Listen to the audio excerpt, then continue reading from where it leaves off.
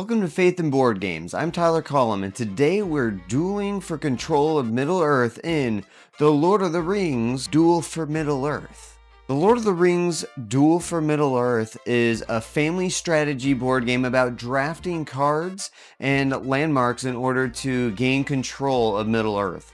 It is co-designed by Antoine Boza and Bruno Catala, published by Repost Productions with lead artist Vincent Dutrait. It's a two-player game, takes about 30 minutes to play, and is rated for ages 10 and up. The story? Will you play as the Fellowship of the Ring to defend the three races and destroy the One Ring? Or will you play as Sauron and pursue Frodo and Sam while deploying your hordes to the gates of the enemy cities? The destiny of Middle-earth is in your hands. Now, how you go about claiming that destiny? Let's head to the rules rundown to find out. Come on. To begin your conquest, determine who will play as the Fellowship and who will play as Sauron. Take your respective pieces and place them in your player area. Place the central board between you and your opponent. Place 2 Fellowship troops on Andor and 2 Sauron troops in Mordor. Assemble the very cool Quest for the Ring track and place it beneath the central board. Give 3 coins to the Fellowship player and 2 coins to the Sauron player and place the rest in reserve. Sort, shuffle, and stack each of the Alliance tokens and place them above the central board. Shuffle and place 3 landmark tiles face up and put the rest in a face down pile next to the central board. Shuffle, sort, and stack each of the 3 chapter decks and place them near the central play area. Finally, set up the Chapter 1 playing cards according to the diagram on the side of the game box or in the rule book. Place the 3 remaining cards in a discard pile. Now we are ready to begin our duel. Players will alternate turns by taking one of 2 possible actions each round, selecting a card or a landmark tile. 90% of the game revolves around selecting cards, some of which are free, though most require skills or coins. Some cards can be chained, aka taken for free, assuming you have the prerequisite symbols already in your play area. There are several card types with a unique function. Gray cards provide you with skills that will allow you to purchase other cards or landmarks. Yellow cards provide coins that can be used to purchase cards or be spent to replace skills that you do not have when purchasing a card. Blue cards move you along the Quest of the Ring track once per ring symbol. This can lead to helpful bonuses along the track. Green cards represent different races with whom you may ally. These cards offer powerful abilities if you are able to get 2 of one race or 3 different races. Red cards allow you to exert control on the central board by placing out troops. And finally, purple cards, which are only found in Chapter 3, allow you to either take away troops, take coins away from your opponent, or move along the central board. As you place troops on the central board by playing red or purple cards, you may start a conflict. Conflicts are resolved by removing at a 1-to-1 ratio Fellowship and Sauron troops until there are either no troops remaining or only one type of troop left. You may also choose to discard a card from the tableau, not your play area, whether you can pay its cost or not in order to receive 1 coin in Chapter 1, 2 in Chapter 2, and 3 in Chapter 3. Landmark tiles can be selected the same way as cards, though it has a special cost of spending 1 coin per fortress you have on the central board. Thus, the first landmark tile is free of coins. These tiles provide you with influence via your fortress on the central board, as well as fairly powerful one-time abilities. There are 3 instant win conditions and 1 tiebreaker. The first way to win is found on the Quest of the Ring track, either by reaching Mount Doom as the Fellowship or catching Sam and Frodo as Sauron. Another way to win is by claiming 6 of the 7 different race symbols. 6 are on cards and 1 can be found in the Allies tokens. The final instant victory can be claimed if at any point one player is influenced in all 7 regions of the central board. If none of these conditions are met at the end of Chapter 3, the win goes to whomever has the most influence in the central board. And that's the game. Let's head over to the good, the bad, and the biblical. Welcome to the good, the bad, and the biblical. This is a segment where I talk about the pros and cons of the game, as well as anything that may give somebody pause when picking up the game, such as language or anything that wouldn't be considered family friendly or Christ glorifying. We're going to start with the art and components in the game. Vintage Trait really is a great artist, and I just love the art direction, the watercolor wispy nature of the art on all the cards. Really enjoyed that. The symbology in the game, for the most part, is really good. It's really easy to tell what skills are needed on each of the different cards, how many coins that you get, stuff like that. The paths on the map are also really great. Very easy to tell where you can move your pieces along the central map, so that's really great. The quest for the ring track is also really great. I love the way it's put together with the plastic track on top and then the Nazgul piece, which slides on top of that, so that you have on the plastic piece, you have a picture of Sam and Frodo that are running along that puzzle piece track underneath in order to reach Mount Doom. And on top of that, you have the Nazgul piece that very easily slides along there, trying to catch up to Sam and Frodo. So as you gain rings and you're moving towards Mount Doom, the Nazgul are always getting closer to Sam and Frodo, even as they move. And it's designed in a really great way where it's not finicky to use it all. It's very easy to tell what space you're on, as well as any bonuses that you're gathering on that quest for the ring track. Now we'll get into the meat of the game here with the gameplay, which I thought was very smooth. The drafting process was done very well. And like I said, with symbology, it's very easy to tell which cards you're able to purchase, which is great. You also have a system where you can earn coins by discarding cards or taking those yellow cards in order to get coins. Some special abilities will allow you to get coins as well, and those are super useful. You can spend those in place of any skills that you don't have for certain cards that might pop up that you would need. I really enjoy the fact that the choices that you have in the game, every card that you can take is good for you in some way, shape, or form.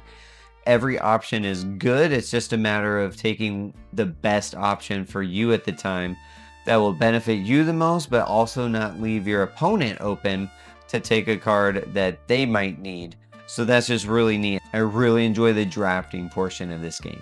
Also, I love the conflict in this game. It's such a snappy game where you're grabbing cards, grabbing landmarks, moving very quickly, putting pieces down on the map. I love the conflict mechanism. Does not bring the game to a screeching halt where it's like, all right, just quick grab. All right, oh, hold on. Now we have a conflict. Let's figure this out. Do we have to put cards down? No, it's just real simple. You know, whenever you're putting a piece down, if you're going to start a conflict, you know you're losing one of your pieces, they're losing one of theirs, and it's just a perfect 1-to-1 ratio every time. So that's just a very quick. Every part of this game is very snappy for the most part, which we'll get to. I mentioned those special abilities a few times. What I love about them on the landmarks and on those ally tokens that you can earn throughout the game, every single ability that you take feels overpowered. Like, wait a second, that breaks the rules of the game so much. That can't be a rule. So that's very cool that they were able to do that in a way where every time you get one, it's like, oh man, that is awesome. I can't wait to use this. Or, oh man, you got that one. That's not fair. That kind of a feel, which it is fair because anybody that gets those powers is going to feel that powerful. So that's really cool. The landmark tiles also feel really good to get. It takes some build up to be able to get to those, and you'll most likely have to spend some coins, especially if you want to get those early in the game. But those are a great way to get permanent influence on the board, as those fortresses don't get involved in conflict. There's a couple of ways for those to get removed. For the most part, when you get those fortresses, those are permanent. The Quest of the Ring, super fun chase. Really enjoy sliding that. Already talked about how much I enjoy that whole mechanism right there. Now, what I really enjoy about I love the fact that it can be learned. When I first played the game, and if you saw my initial thoughts, I was a little worried that it felt very tic-tac-toe-ish to me. And the fact that there's clear objectives, it's the same for both sides. It's either the central board, getting those allies, or moving along the Quest of the Ring track. and it's just back and forth. You take a card, I take a card, and it's very easy to see where everybody is in regards to where each player is in regards to completing those tasks. And as our first game finished in a cat, if you would, I kind of figured as you played the game more, that would happen more and more. You would just get good at the game, just like in tic-tac-toe, where you're just going to be like, okay, I'm going to keep stopping this until nobody wins. But what I found is this game can be learned to the point where it's almost moves from tic-tac-toe closer to a chess style, even a checker style, where you can manipulate the board in such a way to where you can trap your opponent into forcing them to either take a card that's suboptimal for them, and that will also open up a card that you really need in order to further your goals. To the point where in the last game or two that I played with my wife, she actually got me in that situation where I had to take one of the two cards, and it didn't matter which card I took, the other card that she would have been able to take was going to get her the win, which you can manipulate on the board if you're able to look ahead on that and really make the powers, those special abilities work for you. I feel like the more you play this game, actually the less it will end in a cat. So I really enjoyed that aspect of the game, actually learning it and getting better at it. So that was really awesome. But you can't learn it to the point of solving it, since the cards will always be changing, which moves into the next pro, the replayability of the game. As the cards get shuffled up, they're going to get laid out in a different order every time. So you're not going to be able to just take that same strategy every game. You're going to have to change and shift that strategy a little bit based on the order that the cards come out. So it's a pretty solid theme. It's a little bit of an abstract. However, I do believe the theme can help in teaching the game in how that Quest of the Ring track works. You're trying to get to Mount Doom. You have to get the ring in there, so the rings are what's going to move you along that track. You're trying to ally in order to gain that influence in Middle Earth, so that's what the green cards are doing, and that's what those symbols are at the top of the central board. And then you got Sauron versus the Fellowship on that central board with the conflict, trying to gain influence on that central board. So I wouldn't say this is like the most thematic game that I've ever played, but it is a nice theme, especially if you're a Lord of the Rings fan. The setup for the game is another pro. It's very quick to pop that board up on the table. Takes about 10 minutes to set up, if that. And once you get really used to it, probably can knock that down to 5 minutes on the setup time. So the setup time is definite pro, as well as the table space that it takes up on the board. It's not a lot. There's a lot of cards there in the game, but you're going to be stacking those pretty neatly in rows. You should be stacking them pretty neatly in rows in your player area. So table presence, not very big, so that's a pro there. Last pro is the playtime. It takes about 30 minutes to play. I could even see that getting shortened if you're with somebody that's pretty quick at making decisions. You learn the game pretty well. But 30 minutes, 40 minutes at the max, that time on the box is pretty good. Those are the pros. Now we're going to get into the bad. For me, the central board would be considered a con to the game. It's probably the most important aspect, as it's one of the instant win conditions, as well as the tiebreaker at the end of the game. So it's very focused on. So it can be frustrating if that's going to be your main strategy going into the game.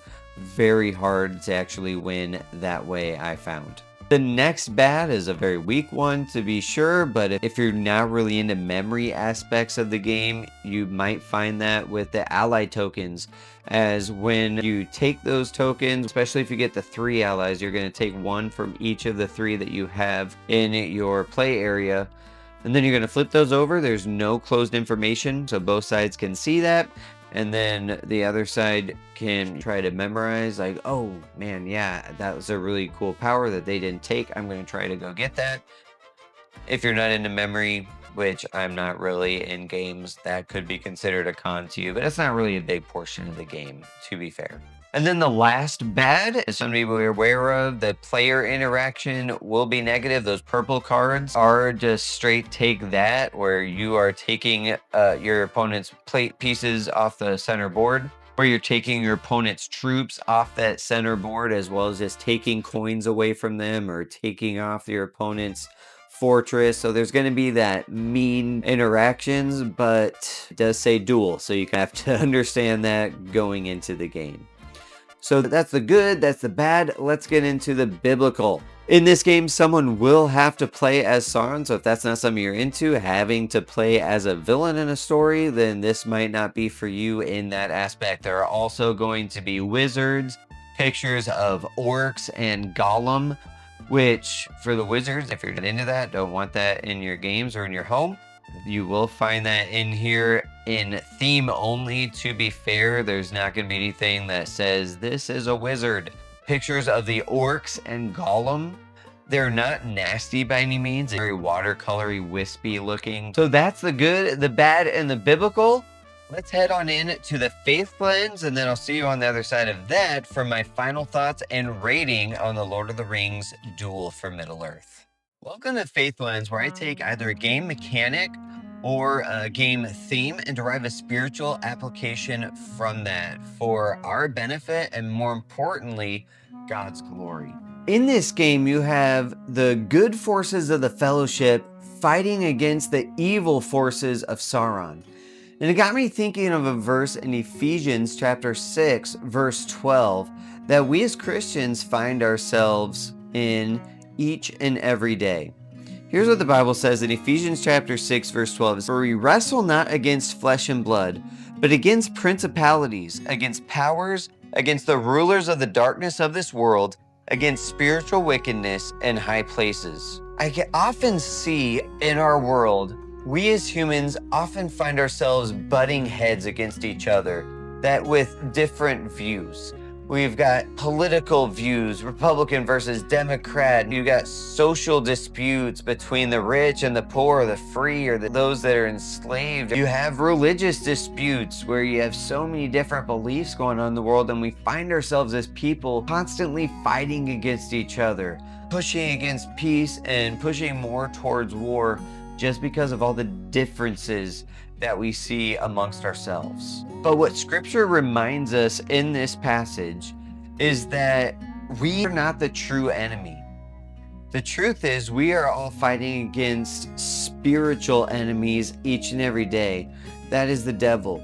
We're told in 1 Peter chapter 5, verse number 8, to be sober, be vigilant, because your adversary the devil walketh about, seeking whom he may devour. Satan is actively going around seeking to destroy the lives of those that are believers in God, trying to get them to turn their back on him, as well as unbelievers. He's blinding them, trying to keep them from accepting God's free gift of salvation.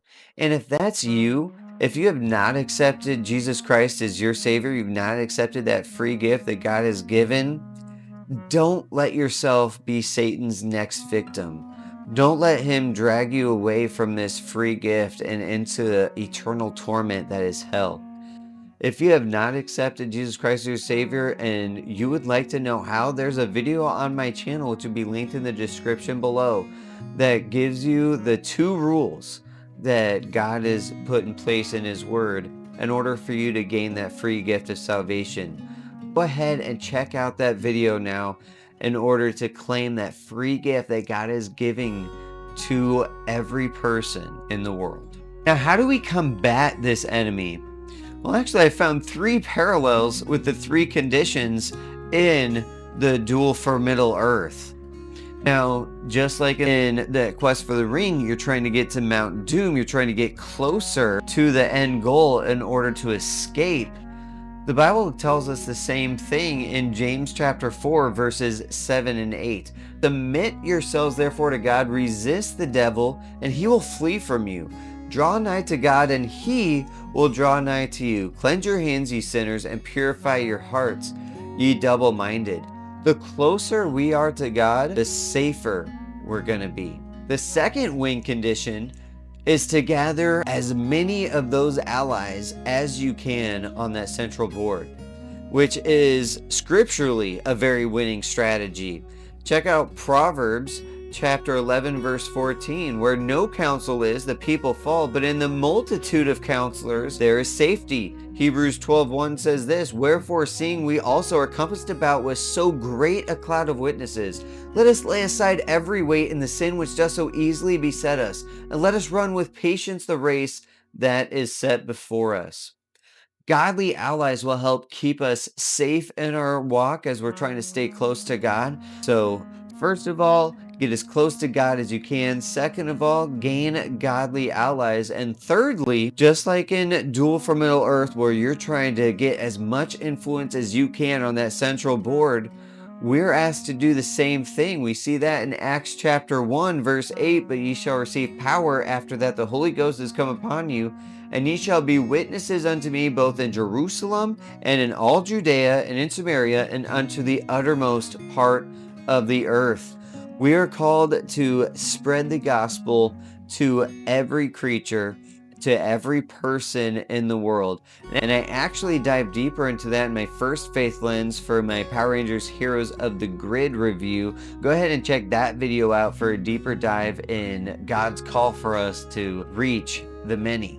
So let's do our best to try to remember that just like in this game as we're butting heads in Duel for Middle Earth, this is just a game. We are not the real enemies. We need to make sure we stay focused on who the true enemy is, and that is Satan. And we need to make sure as we do our best to combat him that we are getting as close to God as we possibly can to be as safe from Satan as we possibly can be, and to make sure that we are getting godly allies in our life, to find good Christian believers that we can hang around to help us in our decision making in our life in order to help push us to be closer to God. And lastly, do our best to spread the gospel to as many creatures as we can, to save as many victims as we can from this roaring lion who's trying to devour us all. Well, that'll do it for this Faith Lens. I'll see you for my final thoughts and ratings in just a sec.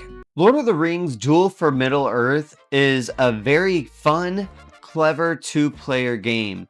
There can be some luck in the drafting, but there's definite strategy in when to take certain cards. There's definite strategic choices to be made there. There was a massive difference from the first time my wife and I played it to the second time. Just understanding the combos that can be made from drafting the cards and the timing that needs to be made when selecting landmarks. When do you take those landmarks? Which of those powers are helpful to you? When do you need to just discard a card to make sure your opponent doesn't get it, even if you yourself can't afford it? So there's a lot of good strategic decisions to be made in this game.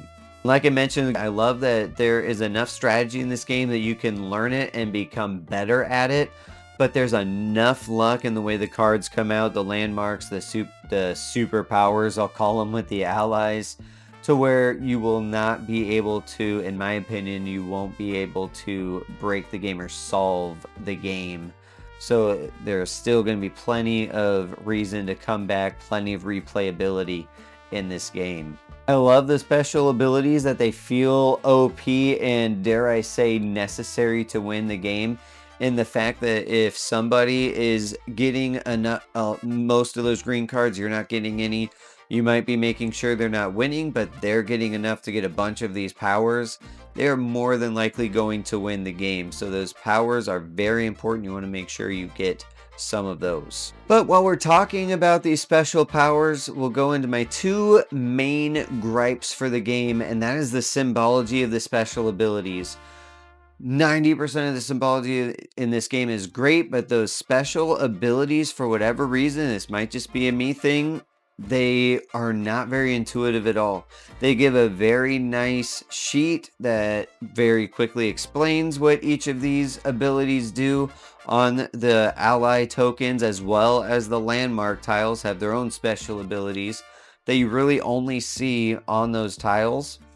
So to me, after playing it back to back pretty quickly, within the course of 2 to 3 weeks of playing this game, I was still having to find myself going to that going to that sheet pretty much anytime I needed to see, okay, what's the special ability on this token? Which is really too bad to me because this game is very snappy. You're just take a card, move it on the track, put your pieces down on the central board. Very easy conflict that's happening. So everything is just really quick, and it just feels like e-brake gets pulled anytime somebody needs to choose a special ability, because you got to take a couple minutes or a minute, which in this game feels like a long time, to decipher what it is these special abilities are going to be. So I didn't love the fact that those symbology for the special abilities just didn't feel intuitive. My second main gripe of the game has to do with that central board. It just feels frustrating, especially if it's going to be your main strategy that you're trying to go for. To me, it is work to conquer that board and mere child's play to defend it. For instance, the last game I played of this, that was my goal. I just wanted to see, can you win through influence? And I'm sure plenty have. But for me, I just went all out on those red cards. I took pretty much every single one that came up.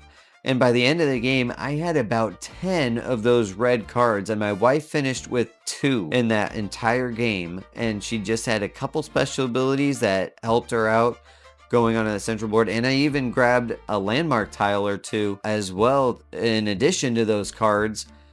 And at the end of the game, my wife had about as much influence on the board as I did. And it just felt so frustrating to put all that work into trying to conquer this central area just to end up getting stonewalled, or all that work just vanish away with a couple of cards and a couple of powers. So that felt a little frustrating. I'm sure with more plays, I'll be able to figure out the strategy on how to make that work. But those are my 2 main gripes for Lord of the Rings Duel for Middle-earth. Still, overall, really enjoyed the game. I'm excited to play it more, to learn more about it. But with those frustrations, but also the highs of the game, I was really stuck between 7, which is like, I like it, wouldn't really turn down a game, or I would really recommend it, would honestly choose and seek it out. I was kind of stuck between that, so I went in at a 7.5 out of 10 as my rating for Lord of the Rings Duel for Middle-earth. Well, thank you for watching Faith and Board Games. I'm Tyler Collum. If you enjoyed what you watched here today, hit that like button as well as the subscribe button. And finally, that bell icon in order to be notified about any new content that comes out. Until next time, make sure you are dueling the true enemy and stay awesome.